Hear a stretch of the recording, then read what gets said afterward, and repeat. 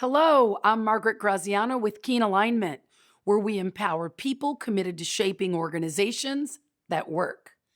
Did you know that less than 20% of HR leaders are viewed as operating at a strategic level and impacting the organization's overall business success?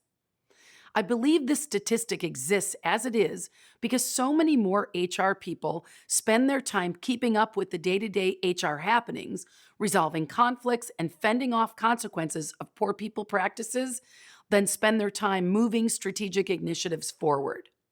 The truth is that CEOs are not looking for HR leaders. They're looking for business leaders who understand people, the work they do, and how both impact the business at large. To give you a bit more insight into how CEOs think, research confirms that the top 40% of employees add 5 times the value than the other 60%.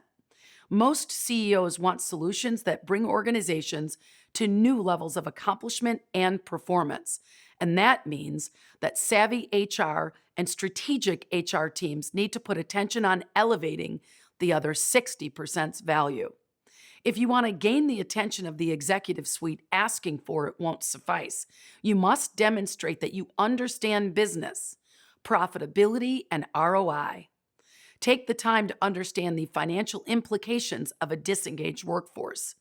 When you evaluate the financial constraints your organization faces due to the people challenges, you're much better equipped to think of and recommend strategies to improve. The truth is, even when you uncover and fully understand the systemic implications of 60% of the employees in your workforce delivering 5 times less value than the top 40%, you must communicate in a manner that resonates with the executive team. Because any solution you propose, if you don't, will be your project and your project alone. You'll need to communicate the underlying reasons for the lack of performance in a way that gains buy-in, partnership, and full commitment from every member of the executive team, as the members of the leadership team greatly impact and set the tone for the employment experience. If your organization is experiencing any of the following problems, like unwanted employee turnover, lack of engagement, mishires, challenges with management, quality issues, or gaps in customer experience, then it's time to correct the linkage between people, the human system, and organizational performance. The accumulation of the employment experience, the people systems, and the behaviors that shape the way things are done in the organization all result in culture. My invitation to you is to make the shift from HR leader to business leader. Dedicate yourself to optimizing the employment experience for every member of the organization and make your company a great place to work. Make it your business to connect the dots between culture and behavioral norms that no longer serve your organization and the systemic impacts these norms are having.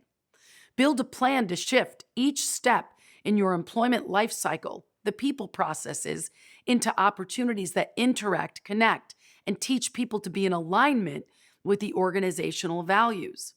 As you list out each phase of the employment lifecycle, hiring, onboarding, managing, developing, learning, performance, succession planning, etc., consider how weaving your organizational mission and vision throughout the process and weaving in the values will intentionally teach people how to be successful and operate in alignment with your organization.